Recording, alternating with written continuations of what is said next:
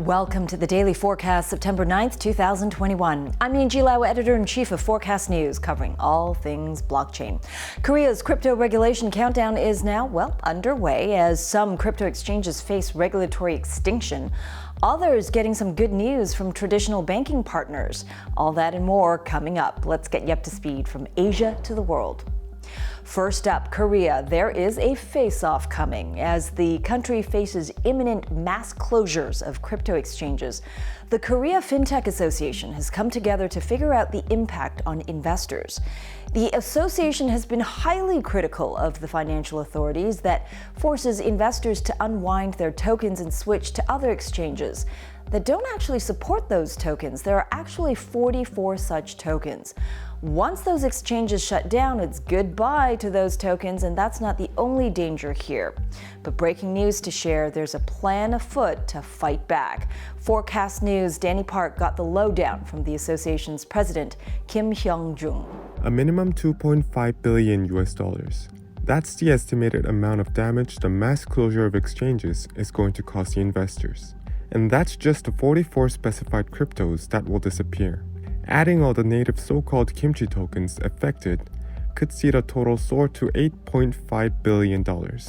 That's the revelation from the forum which gathered industry officials and experts to discuss the deadlock Korea's new regulations have put them in. Members expressed concern that the regulations are deliberately set to work against them, and the Korea Fintech Association's president warned they jeopardize the future of the industry. 한국에서는 혁신적인 금융 사업을 하기가 어려운 거예요.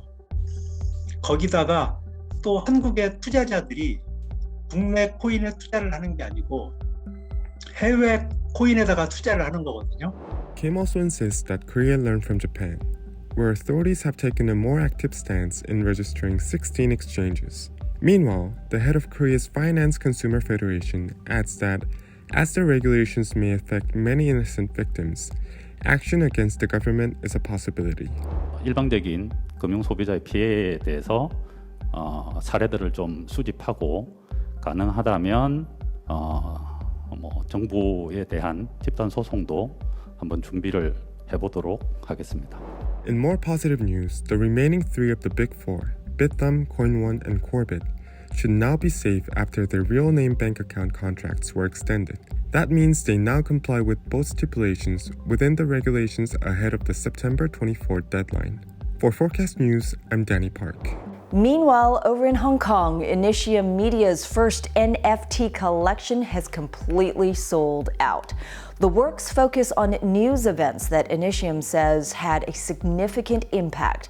And with stories produced by Hong Kong's recently closed Apple Daily also being preserved via blockchain, could news-based NFTs be on the rise? And why do they matter?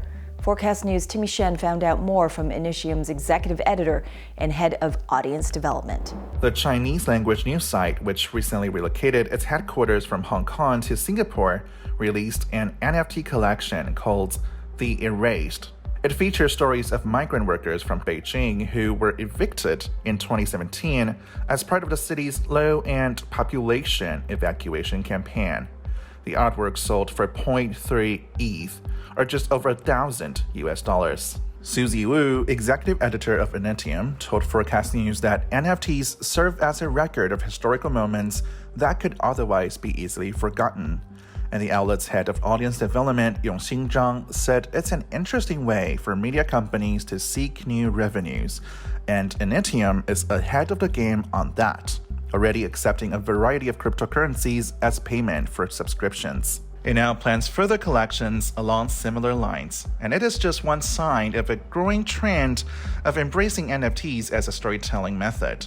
In July, Taiwan's Lutex sold NFTs of Hong Kong manga series Buddha's Palm that was first published in the 1980s, and Hong Kong's South China Morning Post published a light paper announcing the launch of Artifact, offering a standardized way of recording snippets of history as NFTs that are tradable in the marketplace.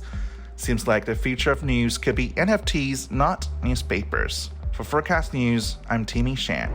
And finally today, demand for crypto mining hardware in the U.S. is showing no signs of letting up. China's Bitmain, one of the world's biggest producers of cryptocurrency mining gear, has sealed a deal with ISW Holdings, a company which is shortly to be renamed Block Quarry. Miami-based Bit5 is also in on the deal, providing power, hosting, and project management services. ISW will host 56,000 Bitmain mining rigs and pair it with 200 megawatts of power at the company's Pod City location in Georgia. The company also says it aims to have the first 20 megawatts of power paired with rigs and running next month, with a full rollout complete by October 2022. Now, ISW says the whole project will cost $62 million, but it expects it will produce revenue of $10 million a month once it is at full capacity from hosting service fees, which means its revenue will not be contingent on market prices for crypto.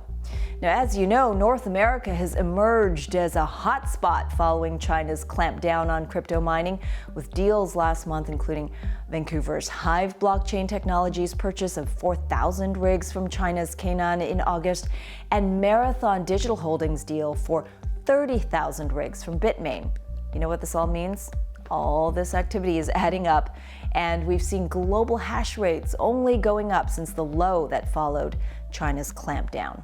Low no more, and that's also being reflected in prices too. And that's the Daily Forecast from our vantage point right here in Asia. For more, visit forecast.news. I'm Editor-in-Chief Angie Lau. Until the next time.